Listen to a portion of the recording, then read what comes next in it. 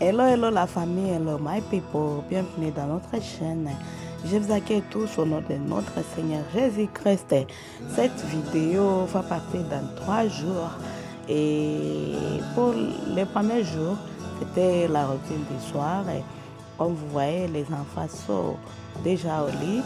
Je vais venir fermer les portes car parfois les enfants partent à l'extérieur et ils oublient de fermer nos portes et chaque soir avant de dormir, j'ai l'habitude de vérifier, de voir si les portes sont fermées et puis je vais organiser, ranger les salons, organiser les coussins, ramasser un à deux trucs pour remettre l'ordre dans les salons, car les enfants parfois ils mangent quelque chose de céréales ou autre chose dans les salons et parfois ils oublient les verres, les assiettes, tout ce qu'ils ont utilisé.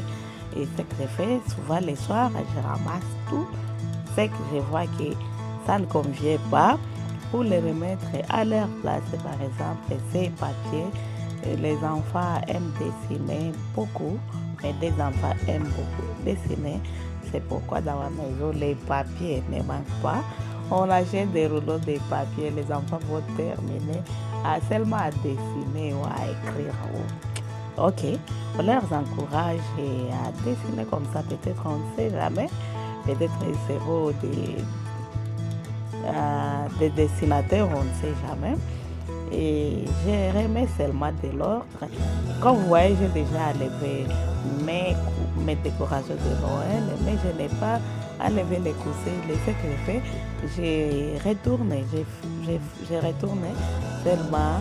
Je cache les motifs de Noël, mais je garde les mêmes coussins, mais je cache les motifs, j'utilise la partie blanche. Et puis je vais me diriger dans ma cuisine pour malasser les foufous. Et après le malassage des foufous, je vais essuyer et nettoyer la cuisine, nettoyer tout ce que j'ai utilisé. Pour le deuxième jour, je vais me diriger à l'extérieur pour nettoyer et enlever les herbes.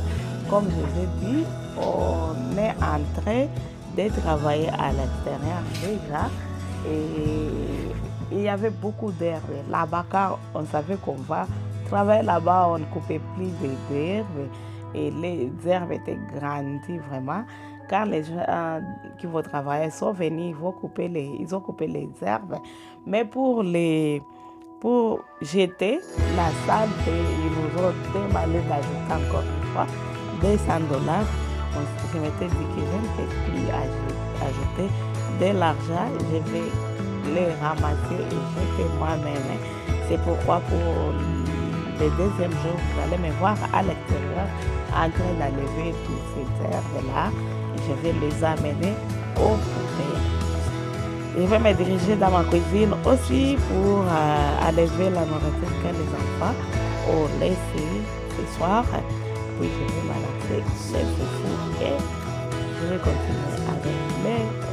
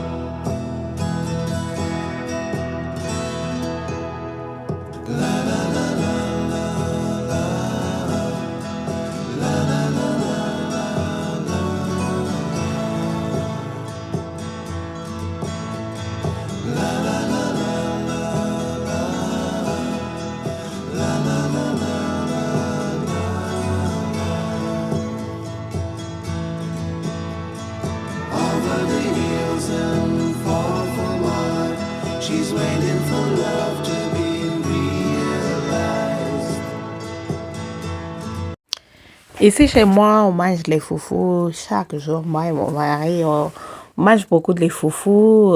Ce n'est pas à dire qu'on ne prépare pas d'autres qualités de nourriture. On prépare aussi les riz, les pommes de terre, et les patates douces, et les bananes vertes, les bananes plantées. On prépare tout, mais souvent, on malaxe les foufous chaque jour. Et ici, en Australie, j'avais appris à malaxer les foufous, les conserver dans ces râpes. Ça permet aux foufous de résister et depuis longtemps sans former d'eau ni l'écorce derrière. Ça, je malaxe, c'était le soir, mais on peut les manger encore une fois les matins, peut-être ça sera tiède, ou si ce n'est pas tiède, on va les chauffer dans le frigo. Mon mari n'a pas beaucoup de conditions, il peut manger, moi aussi je peux manger en chauffant, car on n'a pas l'état de malaxer matin, midi, soir. Moi, je n'ai pas l'état de malaxer matin, midi, soir, et je préfère malaxer les foufous une fois les jours. Et après les malaxages, je vais venir essuyer toute la partie que j'ai utilisée, les stoves et les alentours de mon stove. Et je suis en train de chauffer mes feuilles de manioc car les enfants aiment beaucoup les feuilles de manioc. Moi, je prépare beaucoup les feuilles de manioc comparativement à d'autres légumes. Et je vous amène aussi à l'extérieur car on est en train de travailler à l'extérieur déjà. Je vous avais dit qu'à l'extérieur, on va mettre des feuilles grasses et aussi des concrètes. Ici, je suis derrière ma maison. Je vous montre en dessous de mon enclos. On va essayer de soulever l'enclos. On va mettre des concrètes là en bas. Puis,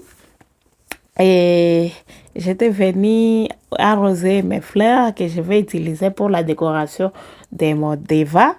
Et en attendant que je puisse acheter les gros vases, une grosse vase que je vais utiliser pour le Deva, j'arrose d'abord mes fleurs. Quand je les avais plantées, c'était un tige, mais vous voyez comment est-ce que c'est grandissait beaucoup. Je suis très, très, très contente du résultat, vraiment. Vous me voyez à l'extérieur, j'étais en train d'enlever tous ces herbes car les gens qui travaillent ici les ont coupées, mais ils m'ont demandé d'ajouter $200 pour qu'ils puissent jeter ces fleurs pour moi et ces herbes pour moi. Alors je m'étais dit, au lieu de vous donner les $200, vaut mieux que je puisse l'envoyer à Goma. Moi, je suis de l'Est et la guerre se passe chez nous. D'ailleurs, ma belle famille et ma belle-mère vivent à Goma et dans les quartiers où ils vivent, il y avait beaucoup, vraiment, la guerre s'était passée près de sa maison donc. Et thank God, elle est en vie et tous nos frères et ma belle famille, tous sont en vie.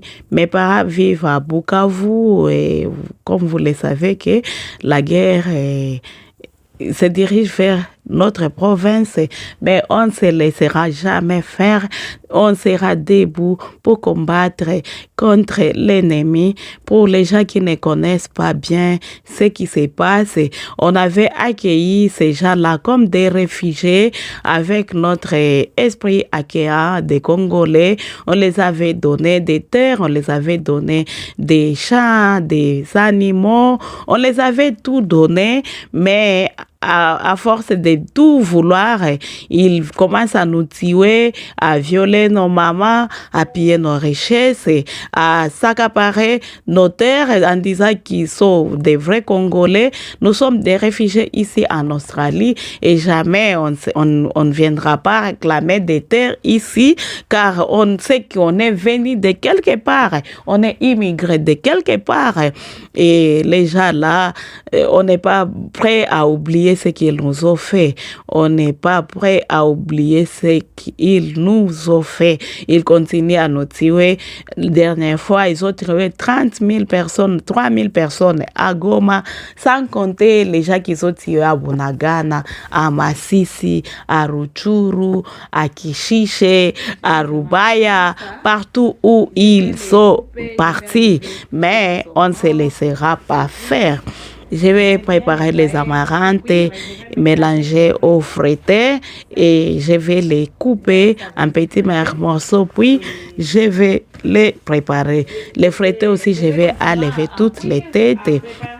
Et je ne mets pas beaucoup d'épices dans mes légumes actuellement. Je vais mettre seulement des céleri, les végétales, curry powder, because dans les curry powder, il y a les mix des veggies. Et puis, je vais mettre un peu d'ail. Et ça sera tout. J'ai frit les feuilletés d'abord, j'ajoute les oignons, j'ajoute de l'ail, j'ai frit un peu, puis je vais ajouter de la tomate cannée, la tomate là, je vais ajouter la tomate et par après je vais ajouter les céleri. Après les céleri, je vais mettre les amarantes. Et quand je cuis les amarantes, je n'ajoute pas d'eau car l'amarante, quand tu frites l'amarante comme ça va sortir son eau. Je prépare les amarantes avec son propre eau. Et ça, c'était le deuxième jour. Ça, c'était le troisième jour. Le deuxième jour, j'étais en train de nettoyer l'extérieur là. Mais le troisième jour, j'étais venue commencer à préparer la nourriture. Mais aussi, je vais nettoyer ma cuisine à fond, surtout les portes de l'extérieur. Je ne touche pas d'abord à l'intérieur de mes armoires.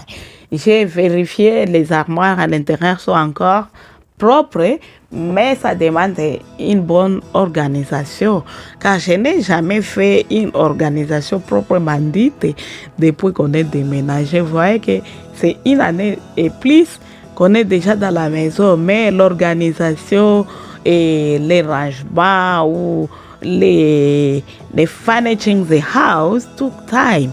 Yeah. Moi, comme j'aime aller mollo, je n'aime pas ajouter des dettes. En tout cas, je suis en train d'investir dans tout ce que j'ai fait. Je travaille pendant un moment, je conserve, je mets de l'argent de côté. Puis, j'achète ce que j'ai besoin. Je n'ai pas besoin d'être pressé en ajoutant des dettes comme ça. Et puis, comme vous m'avez vu préparer ma nourriture, je vais venir et enlever toutes les assiettes qui étaient dans les lave-vaisselle et tout ce que j'avais nettoyé à la main. Je mets là-bas, ma fille m'aide à essuyer et puis à organiser tout ce que j'étais en train d'enlever. Comme vous me voyez, je mets les œufs ici, les autres de ce côté, car je ne vous ai pas encore montré comment est-ce que j'avais organisé ma cuisine. J'ai des assiettes partout dans les armoires, car j'achète beaucoup d'assiettes, comme les assiettes céramiques, ça se casse, j'achète beaucoup, je garde d'autres comme réserve, on utilise les autres, et quand ça se casse, je vais prendre ce que j'avais acheté en réserve et on les utilise, j'achète d'autres, c'est comme ça que je fonctionne, c'est pourquoi j'ai beaucoup d'assiettes dans mes armoires. Les jours que je vous montrerai comment j'avais organisé les armoires, vous allez découvrir tout, vous allez redécouvrir les tout. Mes chers amis, on est en train de tuer nos mamans, nos papas, nos enfants. On est en train de détruire nos business et on est en train de détruire et on nous impose et de nouveaux gouverneurs qu'on ne sait pas. On est en train de dire que les réfugiés congolais sont au Rwanda. En tout cas, on est en train de créer des histoires qui n'existent pas. J'aimerais conseiller nos frères, les Banyamulenge ou les Batusi. J'aimerais vous conseiller ceci. Les colonisateurs, vous avez divisé les Batusi et les Bahutu. Ils ont montré les Batus que ce sont les races supérieures par rapport aux Bantus. Et ça a occasionné la guerre au Rwanda et au Burundi. Ça a occasionné les génocides qui s'étaient passés chez vous vers 1994. Quand vous étiez venu en 1994, j'étais en vie. J'avais 8 ans. Je voyais tout ce qui s'est passé à ce moment-là. J'étais vers troisième primaire, je pense. je voyais comment est-ce que vous étiez venus. Je voyais là où on a mis les camps de réfugiés chez nous à Bukavu. J'ai vu nos parents nous raconter que vous étiez venus encore une fois vers les années 1954. Vous étiez venus comme des réfugiés. On vous a accueillis, on vous a tout donné. On vous a même donné la nationalité. Mais vous risquerez de tout perdre. À force d'aimer tout, vous risquerez de tout perdre. Je suis en train d'essuyer mes armoires tout en disant ça. Et actuellement, c'est comme si vous voulez créer la guerre entre les Bantous et les Nilotiques. On n'a pas de problème avec les Nilotiques. Votre problème là de génocide, vous l'avez emporté, ramené, vous l'avez amené au Congo. Vous commencez à nous tuer tous, mais sachez que après Kagame, après ce régime, quand les Occidentaux vont vous abandonner, vous n'aurez pas là où fuir encore une fois. Les Occidentaux vont bientôt vous abandonner. Souvenez-vous qu'ils étaient avec le président Mobutu. Il avait abandonné, il était mort au Maroc et son corps est encore là. Ils vont abandonner Kagame bientôt. La richesse que vous avez goûtée au Congo nous appartient. Les coltan, l'or, les diamants nous appartiennent. On ne vous laissera pas continuer à piller, à construire les Rwanda avec des richesses volées. On vous a vu comment vous étiez venus. Malgré que vous êtes en train de dire on massacre les Banyamulenge ou les Batous, il n'y a pas de preuves. Mais on a des preuves que vous massacrez nos populations. Vous avez les massacres de Kasika, les massacres de Makobola, les massacres de Kishiche, les massacres de Kanyola, les tueries de gauche à droite. Quand j'avais fait mon stage au Congo, j'avais écrit sur les conséquences de guerre. J'ai